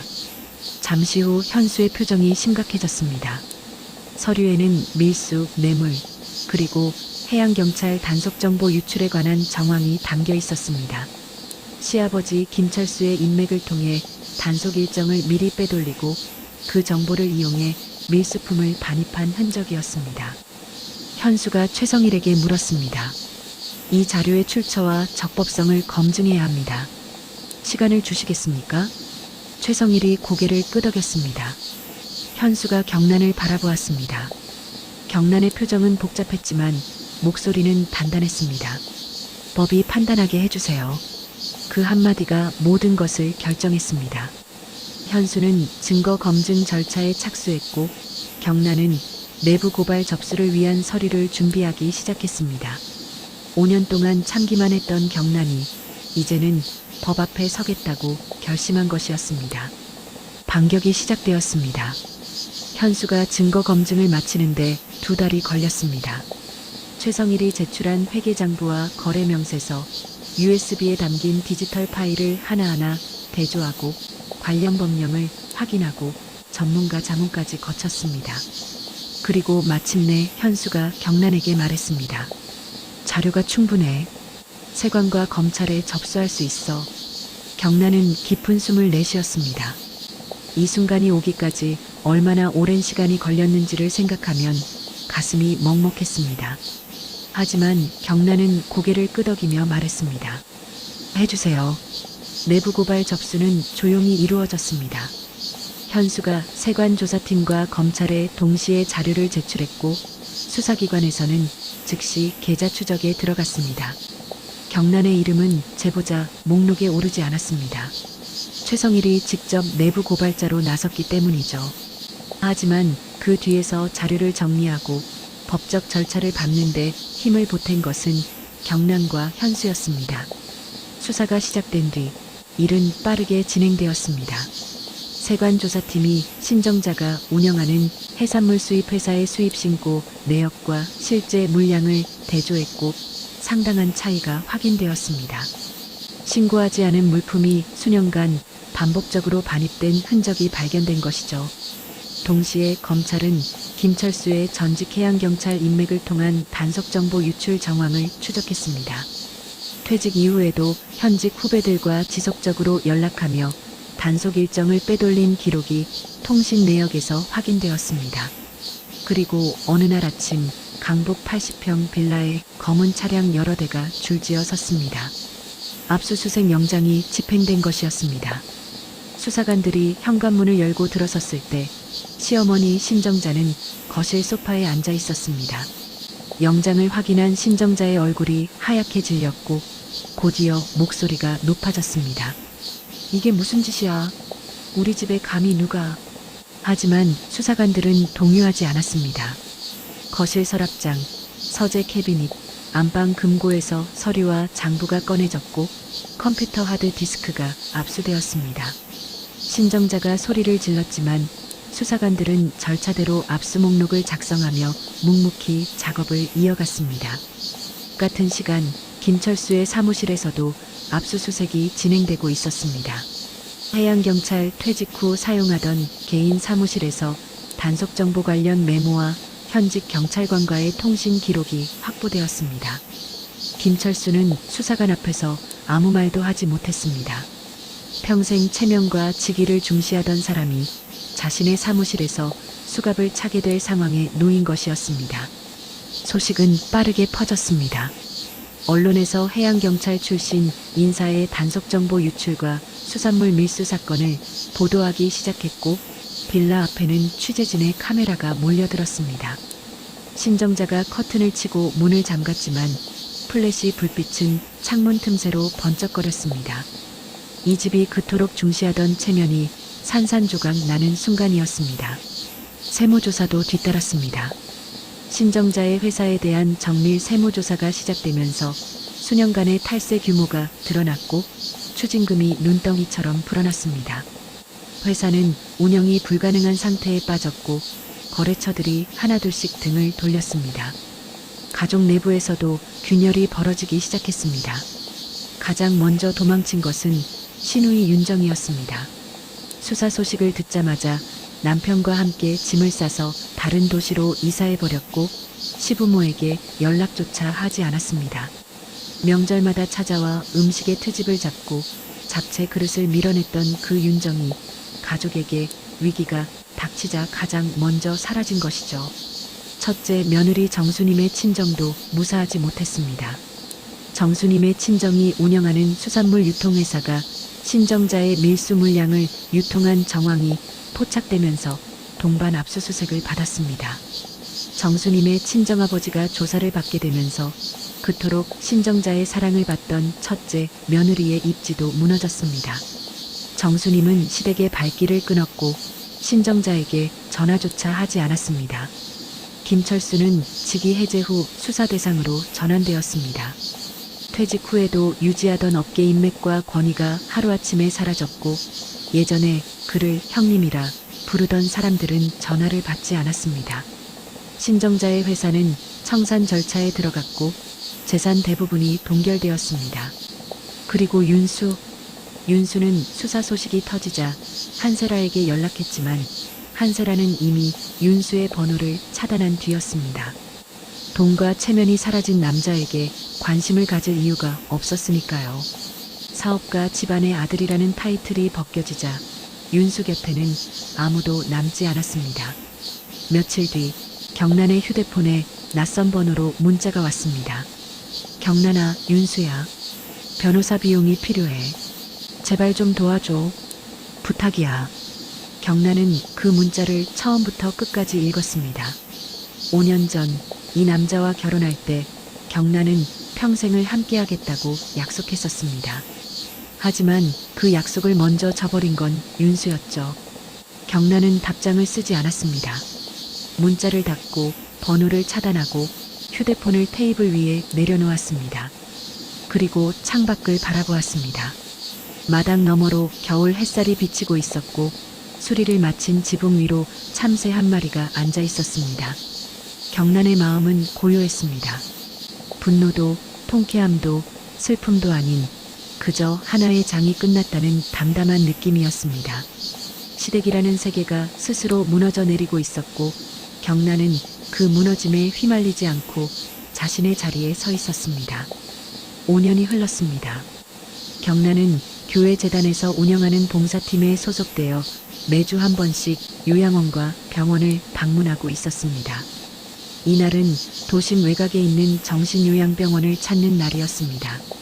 경란은 과일 바구니를 들고 병원 현관으로 들어섰습니다. 로비에는 소독약 냄새와 따뜻한 난방 공기가 섞여 있었고 복도를 따라 환자복을 입은 노인들이 천천히 걸어다니고 있었습니다. 봉사팀 일정에 따라 경란은 3층 병동을 맡았습니다. 간호사의 안내를 받으며 복도를 걸어가는데 한 병실 앞을 지나는 순간 안에서 날카로운 고함이 터져 나왔습니다. 잡채 치워. 이것도 제대로 못하냐? 시골 것이 밥상에서 사고를 치고. 경란의 발이 멈췄습니다. 온몸에 소름이 돋았고 심장이 빠르게 뛰기 시작했습니다. 그 목소리는 5년이 지났어도 잊을 수 없는 목소리였습니다. 경란은 천천히 병실 문 앞으로 다가갔습니다. 문이 반쯤 열려 있었고 그 틈으로 안이 보였습니다. 침대 위에 앉아있는 한 노인이 식판을 손으로 밀치고 있었습니다. 흰 머리카락이 헝클어져 있었고 환자복 소매가 너무 커서 손목까지 덮여 있었습니다. 간호사가 다가가 식판을 정리하려 하자 노인이 간호사의 손을 뿌리치며 다시 소리를 질렀습니다. 며느리 어디 갔어? 밥상 치우라고 했잖아. 그 노인은 신정자였습니다. 치매를 앓고 있었습니다. 과거의 기억 속에 갇혀 5년 전 그 강북 빌라의 거실에서 며느리에게 지시를 내리던 시절을 반복하고 있는 것이었습니다. 하지만 지금 이 병실에는 며느리도 가족도 아무도 없었습니다. 간호사만이 담담하게 식판을 치우며 신정자를 달래고 있었습니다. 어르신 괜찮아요. 제가 치울게요. 식사 좀 더 하세요. 신정자가 간호사를 밀치려 했지만 힘이 없어서 손만 허공을 휘저었습니다. 그리고 금세 지쳐 고개를 떨구었습니다. 예전에는 온 가족을 한마디로 굴복시키던 그 목소리가 지금은 아무도 듣지 않는 빈 병실에서 메아리처럼 사라지고 있었습니다. 경란은 문틈에 서서 그 모습을 지켜보았습니다. 가슴이 복잡했습니다. 5년 전이었다면 분노가 치솟았을 것이고 3년 전이었다면 통쾌함을 느꼈을지도 모릅니다. 하지만 지금 경란의 마음에 떠오른 것은 그 어떤 감정도 아닌 그저 깊은 안타까움이었습니다. 한 사람이 평생 쌓아온 권위와 체면이 이렇게 무너질 수도 있구나 하는 생각이었습니다. 신정자가 고개를 들어 문 쪽을 바라보았습니다. 경란과 눈이 마주쳤지만 신정자의 눈에는 아무런 인식이 없었습니다. 5년 동안 부엌에 세워놓고 부려먹었던 둘째 며느리의 얼굴을 신정자는 알아보지 못했습니다. 그냥 복도에 서 있는 낯선 사람일 뿐이었습니다. 경란은 조용히 문에서 물러났습니다. 뒤돌아서 복도를 걸어가는 동안 발소리가 유난히 크게 울리는 것 같았습니다. 하지만 경란은 멈추지 않았습니다. 과거를 향해 돌아가지 않았습니다. 복도 끝에서 현수가 기다리고 있었습니다. 경란이 봉사를 마칠 때까지 차에서 기다리겠다고 했는데 시간이 되어 마중 나온 것이었습니다. 현수가 경란의 얼굴을 살피며 물었습니다. 괜찮아? 경란은 잠깐 멈추었다가 고개를 끄덕이며 말했습니다. 이제 끝난 것 같아요. 현수가 경란의 손을 잡았습니다. 따뜻한 손이었습니다. 5년 전 잡채가 쏟아지던 그 밤에 아무도 잡아주지 않았던 손을 이제는 누군가 잡아주고 있었습니다. 두 사람은 나란히 병원 복도를 걸어 자동문 앞에 섰습니다. 자동문이 열리자 바깥에서 봄바람이 불어왔습니다. 병원 앞 도로변에 벚꽃이 만개해 있었고 꽃잎이 바람에 실려 경란의 어깨 위에 내려앉았습니다. 햇살이 따뜻했고 공기에는 꽃향기가 배어 있었습니다. 경란은 뒤를 돌아보았습니다. 자동문이 천천히 닫히고 있었습니다. 그 문 너머에는 과거가 있었습니다. 새벽 5시에 부엌 갈라진 손가락의 밴드, 냉장고에 붙은 메모지, 쏟아지는 잡채, 킥킥대는 아이들, 시골껏 티라는 모욕, 버릇 없다는 폭언, 텅 빈 장례식장, 혼자 울던 밤들. 그 모든 것이 닫히는 문 너머로 사라져갔습니다. 자동문이 완전히 닫혔습니다. 경란은 앞을 보았습니다. 벚꽃 아래로 이어지는 길이 보였고 그 길 위에 현수가 서 있었습니다. 경란은 과일 바구니를 다른 손으로 옮겨들었습니다. 이 과일 바구니가 5년 전 부엌에서 깎았던 과일과 같은 과일이라는 것이 떠올랐습니다. 하지만 의미는 완전히 달랐습니다. 그때는 시키는 대로 깎아내놓는 것이었지만 지금은 자신이 원해서 누군가에게 건네는 것이었으니까요. 경란이 현수에게 걸어갔습니다. 더 이상 누구의 며느리도 아닌, 누구의 부엌 노동자도 아닌 자기 자신으로 걸어가는 발걸음이었습니다. 5년 전 혼자 새벽 부엌에 서 있던 여자가 지금은 봄 햇살 아래서 누군가와 나란히 걸어가고 있었습니다. 경란의 얼굴에 미소가 번졌습니다. 큰 웃음이 아니었습니다. 조용하고 깊은 미소였습니다. 많은 것을 잃고 많은 것을 견디고 그래서 비로소 자기 자신을 되찾은 사람만이 지을 수 있는 그런 미소였습니다. 사람은 자신이 한 행동을 돌려받게 됩니다. 누군가를 함부로 대한 사람은 결국 함부로 무너지고 누군가를 끝까지 지켜낸 사람은 결국 자기 자신도 지켜내게 됩니다. 경란은 5년이라는 시간이 걸렸지만 마침내 그 진실을 온몸으로 증명해낸 것이었습니다. 벚꽃잎이 바람에 흩날렸고 두 사람의 그림자가 봄 햇살 위로 길게 이어졌습니다. 2500년 전 목자는 겸해편에서 이렇게 말했습니다. 남의 집안을 제 집안처럼, 남의 몸을 제 몸처럼 여긴다면 천하에 어찌 어지러움이 있겠는가. 80평 빌라에서 며느리를 종처럼 부리고 잡채를 머리에 쏟고도 웃음거리로 삼았던 그 가족은 결국 자신들이 뿌린 대로 거두었습니다. 반대로 바다까지 내려갔던 경란에게는 묵묵히 곁을 지켜준 한 사람의 진심이 다시 일어설 힘이 되었습니다. 명절을 보내고 계신 여러분, 혹시 지금 부엌에서 혼자 설거지를 하고 있는 사람이 있다면 옆에 서서 그릇 하나만 받아주십시오. 그 작은 손길 하나가 누군가에게는 세상 전부일 수 있습니다. 긴 이야기 끝까지 들어주셔서 감사합니다. 오늘 이 이야기가 조금이나마 위로와 깨달음이 되셨기를 바랍니다. 다음 이야기도 여러분의 마음을 울릴 수 있도록 정성을 다해 준비하겠습니다. 그때까지 건강하시고 늘 행복한 일만 가득하시길 바랍니다.